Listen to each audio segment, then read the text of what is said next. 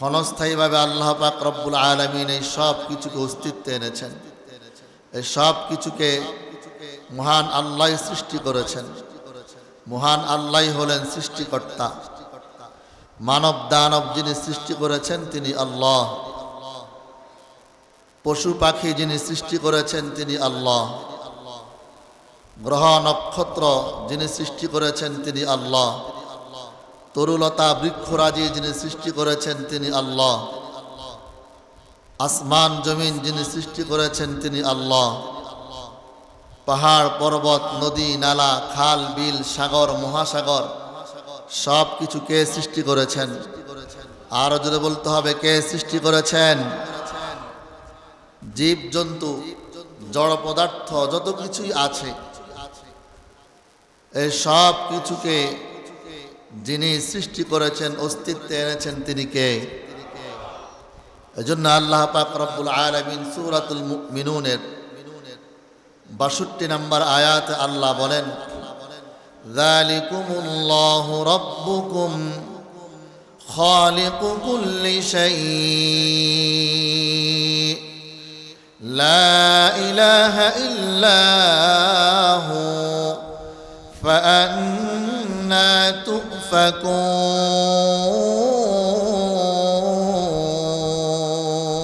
আল্লাহু আকবার। আল্লাহ রাব্বুল আলামিন ইরশাদ করেন, যালিকুমুল্লাহু রাব্বুকুম, তিনি তোমাদের রব। খালিকু কুল্লি শাই, তিনি সব কিছুর সৃষ্টিকর্তা। মানব দানব পশু পাখি পাহাড় পর্বত নদী নালা খাল বিল গ্রহ নক্ষত্র চন্দ্র সূর্য এক কথায় সব কিছু সৃষ্টি করেছেন তিনি আল্লাহ। লা ইলাহা ইল্লাহু, তিনি ছাড়া কোনো মাবুদ নাই। ফান্না তুফাকুন, অতএব তোমরা কোথায় উদ্ভ্রান্তের মতো ঘুরে বেড়াও? তাহলে সব কিছু সৃষ্টিকর্তা যিনি সৃষ্টি করেছেন তিনি কে? আর এই সব কিছু সৃষ্টি করার পর থেকেই এই পুরা পৃথিবীকে এককভাবেই তিনি নিয়ন্ত্রণ করছেন, পরিচালনা করছেন। তার এই পরিচালনার মধ্যে কোনো ত্রুটি নাই, কোনো বিচ্যুতি নাই, কোনো সংঘাত নাই, কোনো ধরনের বাধা বিপত্তি নাই। তিনি এককভাবেই এই বিশ্বজগৎ পরিচালনা করছেন। তার এই পরিচালনার মধ্যে ভুল ধরার মতো ক্ষমতা কারো নাই। কথা বলুন ঠিক কিনা? তিনি এই বিশ্বজগৎ পরিচালনা করছেন। তিনি অনন্ত, যার কোনো অন্ত নাই। তিনি অনাদি, যার কোনো আদি নাই। যিনি নিরাকার, যার কোনো আকার নাই, যার কোনো সাদৃশ্যতা নাই। লা মিসলা লাহু লা নাযীরা লাহু ওয়ালা শাবীহা লাহু ওয়ালা মিসলা লাহু ওয়ালা ওয়াজীরা লাহু, যার কোনো মন্ত্রী নাই, যার কোনো আকৃতি নাই, যার কোনো সাদৃশ্য নাই। যিনি নিরাকার, যাকে দেখা যায় না। লা তুদরিকুল আবসার ওয়া হুয়া ইউদরিকুল আবসার, যাকে ধরা যায় না, যাকে দেখা যায় না, যাকে স্পর্শ করা যায় না। কথা বলুন ঠিক কিনা? এরপরেও তিনি আছেন, তিনিই থাকবেন, আর সব কিছু ধ্বংস হয়ে যাবে। সূরাতুর রহমানের 26 এবং 27 নম্বর আয়াতে আল্লাহ বলেছেন, কুল্লু মান আলাইহা ফান ওয়া ইয়াবকা ওয়াজহু রাব্বিকা যুল জালালি ওয়াল ইকরাম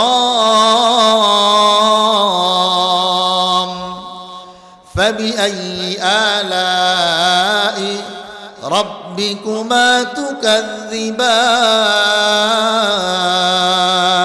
আল্লাহু আকবার। আল্লাহ বলেন, কুল্লু মান আলাইহা ফান, আসমান ও জমিনের মধ্যে যত কিছু রয়েছে সব ধ্বংসশীল, সব কিছু একদিন ধ্বংস হয়ে যাবে। কথা বলুন ঠিক কিনা? ওয়া ইয়াবকা ওয়াজহু রাব্বিকা যুল জালালি ওয়াল ইকরাম, সব কিছু ধ্বংস হয়ে যাবে। মানব দানব পশু পাখি জীবজন্তু গ্রহ নক্ষত্র আসমান জমিন চন্দ্র সূর্য পাহাড় পর্বত নদী নালা খাল বিল সাগর মহাসাগর এই সব কিছু একদিন ধ্বংস হয়ে যাবে।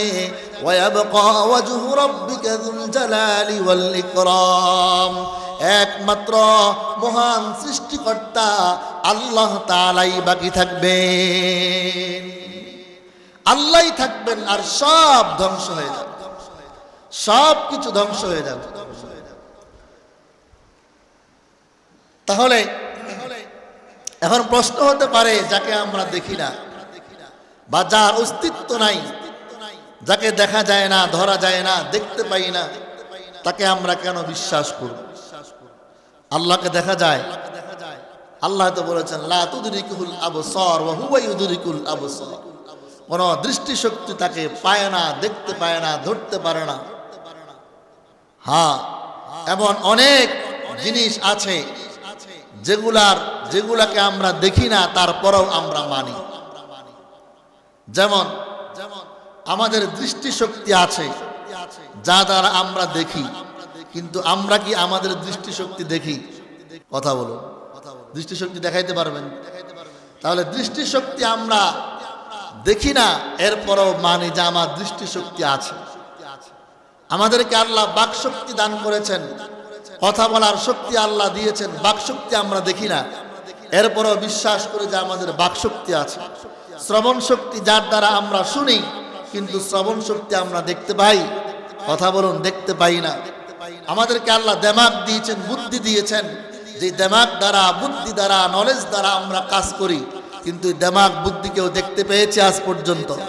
তাহলে শ্রবণ শক্তি আছে, দেখি না, দৃষ্টি শক্তি আছে, দেখি না, বাক শক্তি আছে, দেখি না, ঘ্রাণ শক্তি আছে, নাক আল্লাহ দিয়েছেন, কিন্তু আমরা এই ঘ্রাণ শক্তি আমরা দেখি না, শ্রবণ শক্তি দেখি না, দিমাগ আছে, বুদ্ধি আছে, আমরা দেখি না, এরপরেও আমরা বিশ্বাস করি যেগুলো আছে। কথা বলুন, ঠিক কিনা?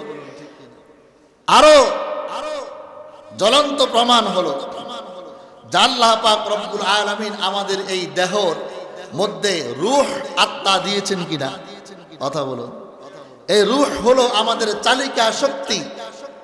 এই রূহ থাকলেই আমার হাত নড়াচড়া করে, রূহ থাকলেই আমার পা নড়াচড়া করে, রূহ থাকলেই চোখ দিয়ে দেখতে পাই, রূহ থাকলেই শ্রবণ শক্তি দ্বারা শুনতে পাই, রূহ থাকলেই ঘ্রাণ শক্তি দ্বারা ঘ্রাণ নিতে পারি, রূহ থাকার কারণেই বাক শক্তি দ্বারা কথা বলতে পারি, রূহ থাকার কারণেই হাত নড়াচড়া করে, রূহ থাকার কারণেই পা নড়াচড়া করে, রূহ থাকার কারণেই আমার দিমাগ কাজ করে, আমার কিডনি কাজ করে, আমার ফুসফুস কাজ করে। কিন্তু এই রূহ দেখেছেন কেউ? কথা বলে না। আত্মা দেখা যায়, রূহ দেখা যায়, এরপরও বিশ্বাস করি কিনা রূহ আছে? কথা বলুন। কিন্তু এই রূহ যখন থাকে না, আমার হাত নড়াচড়া করবে না, রূহ যখন থাকবে না, আমার পা চলবে না, এই রূহ যখন থাকবে না, আমার এই জবান কথা বলবে না, রূহ যখন থাকবে না, আমার চোখ বন্ধ হয়ে যাবে, দেখতে পাবো না, রূহ যখন থাকবে না, জবান বন্ধ হয়ে যাবে, কথা বলতে পারবো না, রূহ যখন থাকবে না, কান ঠিকই আছে, কান দিয়ে শুনতে পারবো না, রূহ যখন থাকবে না, নাক ঠিকই আছে, নাক দিয়ে আমি ঘ্রাণ নিতে পারবো না, রূহ যখন থাকবে না, জবান ঠিকই আছে, কথা বলতে পারবো না, রূহ যখন নাই, চোখ ঠিকই আছে, কিন্তু আমি দেখতে পারবো না। কথা বলুন, ঠিক কিনা? কথা বাস্তব না অবাস্তব? তাহলে এই রূহ আমরা দেখি না, এরপরও মানি। কথা বলুন, ঠিক কিনা? শুধু তাই নয়, বর্তমানে অনেক মেশিনারি, অনেক যন্ত্রাংশ আবিষ্কার হয়েছে, যে যন্ত্রাংশ দ্বারা, মেশিনারি দ্বারা আমার শরীরের ভেতরে অভ্যন্তরীণ কোনো সমস্যা তৈরি হলে দেখার জন্য কিডনি সমস্যা বের করা যায়, ফুসফুসের সমস্যা বের করা যায়, পিত্তথলির মধ্যে পাথর হলে মেশিন দ্বারা আলট্রা করে এটাকে দেখা যায়। কথা বলুন, ঠিক কিনা? কিডনি বলেন, ফুসফুস বলেন, পিত্তথলি বলেন, আরো বিভিন্ন অঙ্গ প্রত্যঙ্গের সমস্যাগুলোকে আমরা যন্ত্র দ্বারা বের করে, সমস্যা বের করে অপারেশনের মাধ্যমে বিভিন্নভাবে এটার চিকিৎসা আমরা গ্রহণ করি। কথা বলুন, ঠিক কিনা? কিন্তু বলেন তো, আজ পর্যন্ত এমন কোন মেশিন, এমন কোন যন্ত্র, এমন কোন কম্পিউটার, এমন কোন কিছু আবিষ্কার কি হয়েছে যার দ্বারা দেখতে পাবে আমার রূহটা কোথায় আছে? কথা বলেন, কথা বলেন না কেন? দেখা যাবে?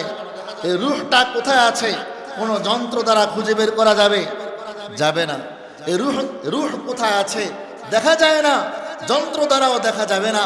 কিয়ামত পর্যন্ত এমন কোন যন্ত্র আবিষ্কার কেউ করতেও পারবে না যে যন্ত্র দ্বারা দেখা যাবে আমার এই 3.5 হাত বডির মধ্যে রূহ কোথায় আছে বের করা সম্ভব হবে না। কিন্তু এরপর আমরা মানি কিনা যে আমার রূহ আছে? না থাকলে তো আমি মৃত। কথা বলুন ঠিক কিনা? দোস্ত আহবাব, ঠিক তদ্রূপ ভাবে এই পুরা পৃথিবীটা হলো একটা দেহের মতো। আসমান জমিন হলো তার পা, আসমান হলো তার মাথা। আর এই আসমান জমিনের মধ্যখানে যত বস্তু রয়েছে, যত প্রাণী রয়েছে, এই সবগুলো হলো এক একটা অঙ্গ প্রত্যঙ্গ। পুরা আসমান ও জমিনের মধ্যে এই রূহ মানে আল্লাহ তাআলা বিচরণশীল। এই পুরা আসমান ও জমিনের যা কিছু আছে যিনি পরিচালনা করেন তিনি কে? সব জায়গায় তিনি বিরাজমান। আমার রূহ যেমন আমি দেখতে পাই না, কিন্তু আমার রূহ আমাকে পরিচালনা করে। ঠিক তদ্রূপ ভাবে আল্লাহকে দেখা যায় না, আল্লাহকে ধরা যায় না।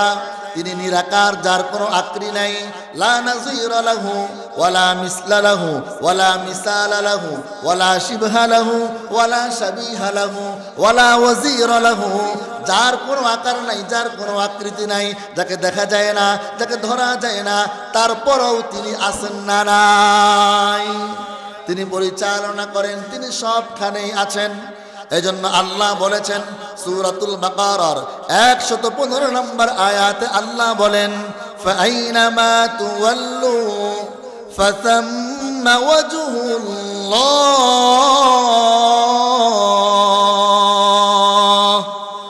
আল্লাহ বলেন ফাআইনামা তুওয়াল্লু, যেদিকেই তোমরা যাইবা, যেদিকে তাকাইবা, যেদিকেই ফিরবা, সেদিকেই আমি আল্লাহ আছি। ফাইনামা তুওয়াল্লু ফাসাম্মা ওয়াজহুল্লাহ। এজন্য কবি বলেছেন, হাজার মে সাজার মে তেরে রঙ্গ বু হ্যায়, হাজার মে সাজার মে তেরে রঙ্গ বু হ্যায়, যেদার দেখতা হো ওদার তু হি তু হ্যায়।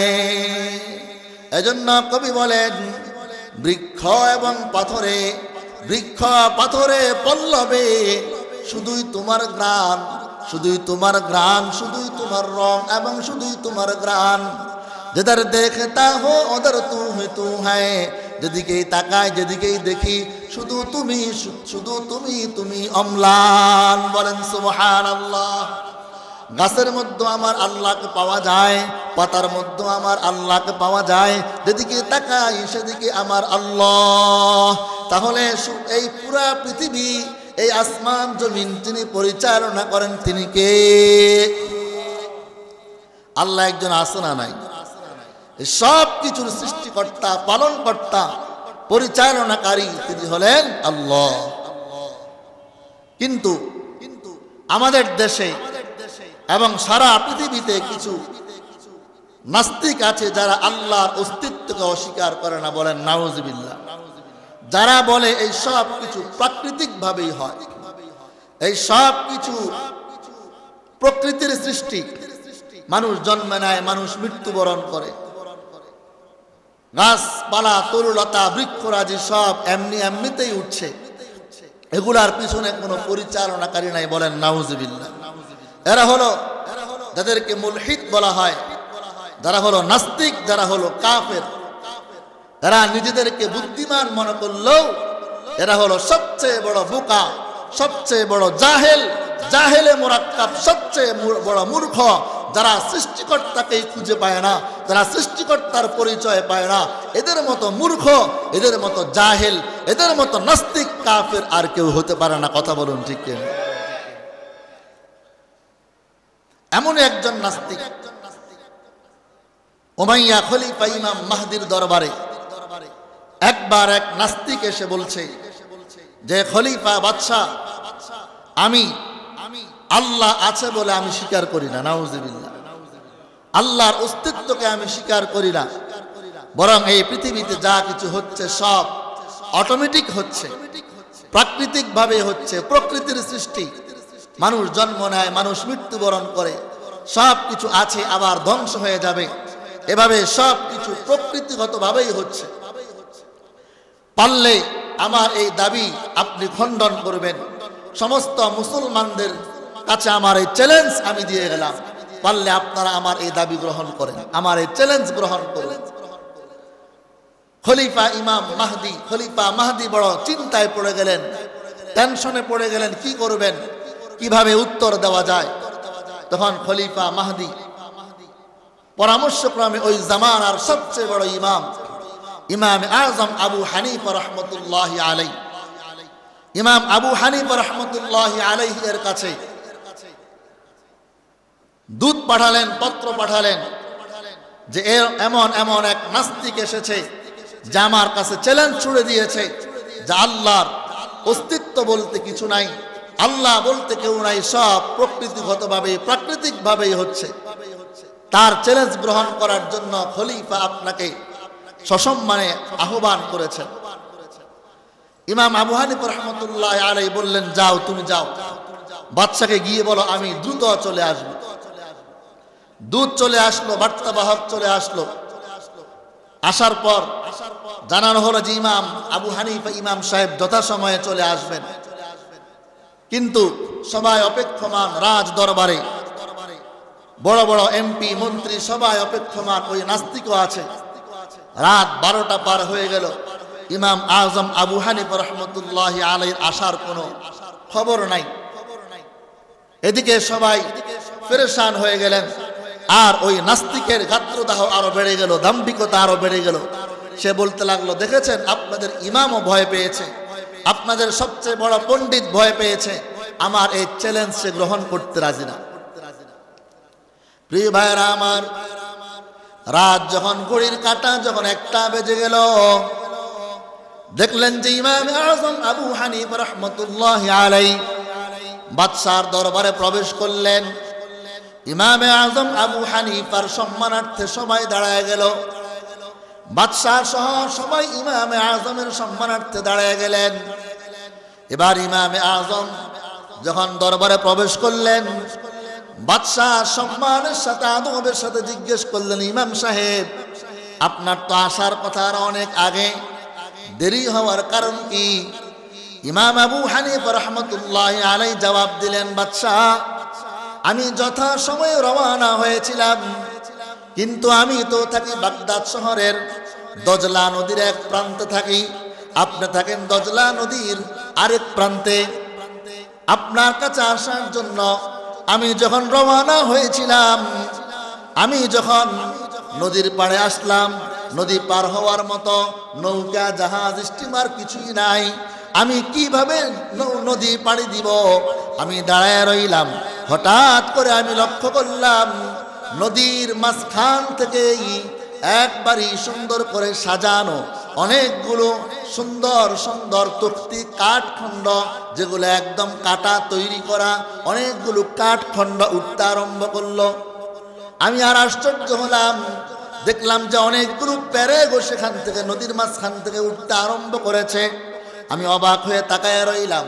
এবার দেখলাম ওই প্যারেকগুলো কাঠখণ্ডের মধ্যে, কাঠের ভিতরে একটার মধ্যে একটা লেগে যাচ্ছে। এভাবে হতে হতে হঠাৎ করে একটা নৌকা তৈরি হয়ে গেল, আলকাতরার প্রলেপ উঠে গেল, আলকাতরার প্রলেপ তৈরি হয়ে নৌকার মধ্যে আলকাতরাও লেগে গেল। এবার আমি দেখলাম এই নৌকার মধ্যে কোনো মাঝিও নাই, নৌকাটা একা একা চলতে চলতে আমার কাছে চলে আসলো। আমি নৌকাতে উঠলাম। নৌকাতে উঠার পর নদীর মধ্যে আমি যেদিকে আসব স্রোত পুরা উল্টা দিকে, আল্লাহু আকবার, কিন্তু নৌকার মধ্যে কোনো মাঝি নাই। আমি বসলাম, এই নৌকাটা মাঝি ছাড়া স্রোতের উল্টা দিকে আমাকে নদীর পাড়ে পৌঁছায় দিল। আমি উঠলাম। এবার আমি নদীর ওই পাড়ে কতক্ষণ যখন চিন্তা করতে লাগলাম, এই পাড়েও চিন্তা করতে লাগলাম, এটা কিভাবে সম্ভব। চিন্তা করতে করতে আমার দেরি হয়ে গেছে। বাদশাহ জাহাপনা, আমি আপনার দরবারে আসার দেরির কারণ হলো এটাই। এবার নাস্তিক ওই মজলিসে আসনা নাই। নাস্তিক বলতেছে, রে ইমাম আবু হানিফা, তোমাকে তো অনেক বড় বুদ্ধিমান মনে করতাম, তোমাকে তো অনেক বড় পণ্ডিত মনে করতাম, তোমাকে অনেক বড় জ্ঞানী মনে করতাম, কিন্তু এখন দেখি তুমি জাহিলের মতো কথা বললা, তুমি মূর্খের মতো কথা বলেছ, তুমি বাচ্চার মতো কথা বললা। কিভাবে আপনা আপনি নদীর মাঝখান থেকে কাঠ উঠতে পারে, আপনা আপনি পেরেক উঠতে পারে, আপনা আপনি কিভাবে আবার নৌকা তৈরি হয়ে যেতে পারে, আবার সেই নৌকাটা কোনো চালানেওয়ালা ছাড়া কিভাবে চলতে পারে, কোনো বানানেওয়ালা ছাড়া কিভাবে একটা নৌকা বুনতে পারে, একটা চালানেওয়ালা ছাড়া কিভাবে নৌকা চলতে পারে? এটা তো অসম্ভব, কখনোই হতে পারে না। এটা হলো নাদানি, এটা মূর্খতা। ইমামে আজম বললেন, তুমি কি মানো যেটা আসলেই মূর্খতা, এটা আসলেই নাদানি, এটা আসলেই বুদ্ধিহীনতার কথা? নাস্তিক বলছে হ্যাঁ হ্যাঁ। এবার ইমামে আজম আবু হানিফা ডাক দিয়া বললেন, এরা নাস্তিক, শুনো শুনো, যদি সামান্য একটা নৌকা বানানেওয়ালা ছাড়া বলতে না পারে, সামান্য একটা নৌকা যদি চালানেওয়ালা ছাড়া চলতে না পারে, সামান্য একটা নৌকা যদি বানানেওয়ালা ছাড়া না বানানো যায়, চালানেওয়ালা ছাড়া চলতে না পারে, তাহলে এর নাস্তিক খেয়াল কর, এই যে সারা পৃথিবী আসমান ও জমিন রয়েছে, গ্রহ নক্ষত্র তরুলতা বৃক্ষরাজি পাহাড় পর্বত সূর্য চন্দ্র সব কিছু চলতেছে, এগুলাও তো এমনি এমনি চলতে পারে না। কথা বলুন ঠিক কিনা?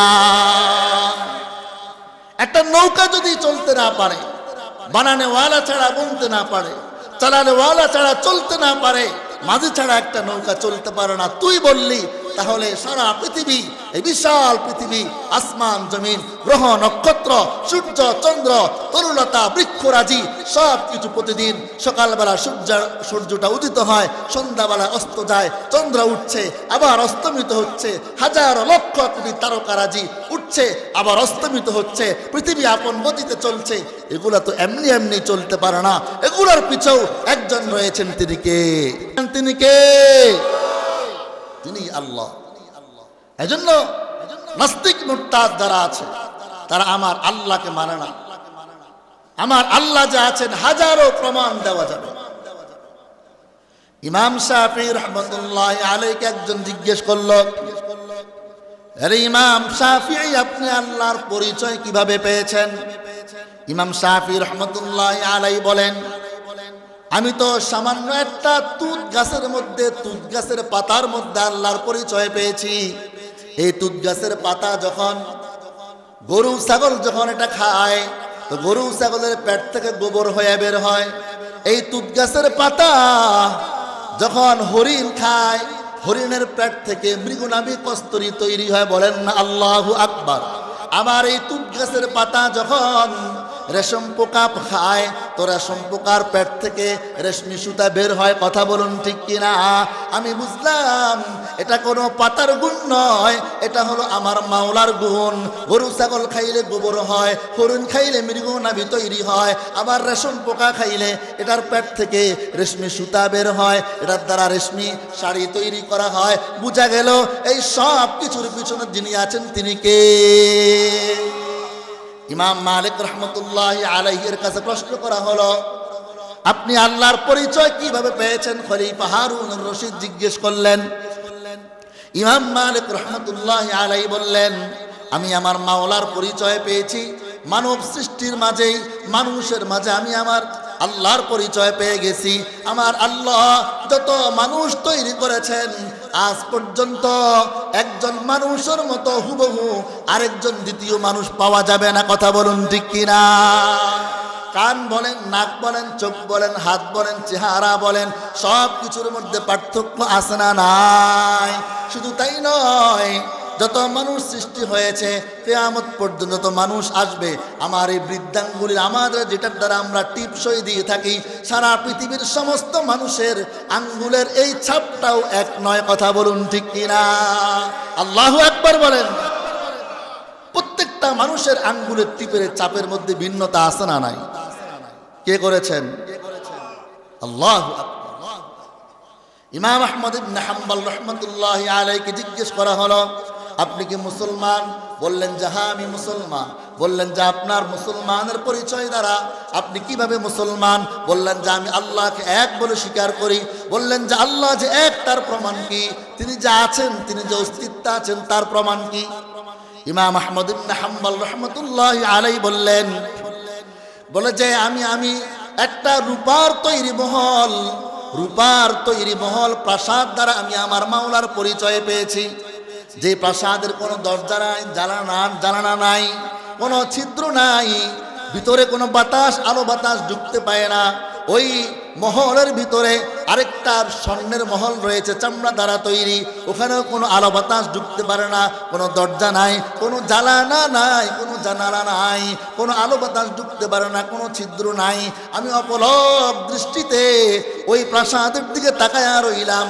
আল্লাহু আকবার। হঠাৎ করে আমি দেখলাম ওই প্রাসাদ থেকে বাচ্চা বের হয়ে হাঁটতেছে আর খাদ্য গ্রহণ করতেছে, অর্থাৎ ওটা হলো একটা ডিম। বলেন সুবহানাল্লাহ। ডিমের উপরে চামড়া আছে না নাই? ভিতরে আরেকটা পাতলা চামড়া আছে না নাই? ভিতরে কোনো আলো বাতাস ঢুকতে পায় কিনা কথা বলুন? কোনো ছিদ্র আছে, কোনো দরজা আছে, কোনো জানালা নাই। ইমাম আহমদ ইবনে হাম্বল বলেন যে আল্লাহ যেখানে কোনো আলো বাতাস নাই, কিছুই নাই, সেখানে আল্লাহ একটা জীবিত প্রাণী বের করে দিলেন।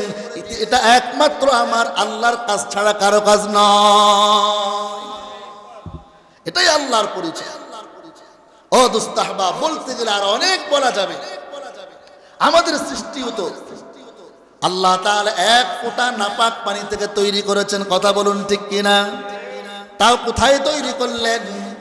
ইয়াখলুকুকুম ফি বুতুনি উম্মাহাতিকুম খালকাম মিন বাদি খালকিন ফি যুলুমাতিন সালাস। ও দোস্ত আহবাব, সংক্ষেপে বলছি, আল্লাহ রব্বুল আলামিন আমাকে আপনাকে তৈরি করেছেন তিনটা অন্ধকারের মধ্যে। তিনটা অন্ধকার। দুনিয়ার মানুষ কিছু বানাতে গেলে আলো ছাড়া বানাইতে পারে না। দিনের বেলায় বানাইতে হয়, রাতের বেলা বানাইতে গেলে লাইটের প্রয়োজন হয়। কিন্তু আমার রব আপনাকে আমাকে এক ফোঁটা নাপাক পানি থেকে তিনটা অন্ধকারের মধ্যে তৈরি করেছেন। এক নাম্বার হলো মায়ের পেটের অন্ধকার, গর্ভের অন্ধকার। 2 নাম্বার হলো রেহেম, জরায়ুর অন্ধকার। 3 নাম্বার ওই জরায়ুর ভিতরেও একটা পাতলা পর্দা রয়েছে, পর্দার অন্ধকার। এই তিনটা অন্ধকারে আমার আল্লাহ আমাকে তৈরি করেছেন। ওয়ালাকাদ খালাকনাল ইনসান মিন সুলালাতিন মিন তিন সুম্মা জাআলনাহু নুতফাতান ফি করারিম মাকিন। আল্লাহ আমাকে নুতফা থেকে, বীর্য থেকে জমাট রক্ত বানাইলেন, জমাট রক্ত থেকে গোশতের টুকরা বানাইলেন, গোশতের টুকরার উপরে আল্লাহ তাআলা আল্লাহু আকবার প্রলেপ দিয়া দিলেন, হাড্ডি দিয়া দিলেন। আল্লাহু আকবার। তিনটা অন্ধকারে বানাইলেন। এরপরেও আল্লাহ আমার হাতের জায়গায় হাত, পায়ের জায়গায় পা, চোখের জায়গায় চোখ, নাকের জায়গায় নাক, মাথার জায়গায় মাথা, চেহারার জায়গায় চেহারা, নখের জায়গায় নখ, পায়ের জায়গায় পা, আঙ্গুলের জায়গায় আঙ্গুল, কোথাও কোনো ভুল হয় নাই। ফাতাবারাকাল্লাহু আহসানুল খালিকিন। তিনি উত্তম সৃষ্টিকর্তা, কথা বলুন ঠিক কিনা? তিনটা অন্ধকারে আমাকে বানাই দিলেন আল্লাহ। মায়ের গর্ভের অন্ধকার, রেহেমের জরায়ুর অন্ধকার, এই জরায়ুর ভিতরে আরেকটা পাতলা পর্দার অন্ধকার। তিনটা অন্ধকারে আল্লাহ আমাকে বানাইলেন। এরপর আমার নাকটা কত সুন্দর, চোখ 2টা জায়গা মতো দিলেন, আল্লাহু আকবার। চুলগুলা জায়গা মতো দিলেন, মাথা জায়গা মতো, হাত জায়গা মতো, পা জায়গা মতো, আঙ্গুলের জায়গায় কোথায় কোনো ভুল হয় নাই। যিনি সৃষ্টি করেছেন তিনি কে? তাও আবার কোত্থেকে? এক ফোঁটা নাপাক পানি থেকে। বলতে গেলে শেষ হবে না দোস্ত আহবাব। এজন্য আমার আল্লাহ মহান, আমার আল্লাহর কুদরত অপরিসীম। এজন্য আল্লাহর এই কুদরত নিয়ে চিন্তা করলে অটোমেটিক সেই মহান সৃষ্টিকর্তার সামনে মাথা নত হয়ে যায়, কথা বলুন ঠিক কিনা?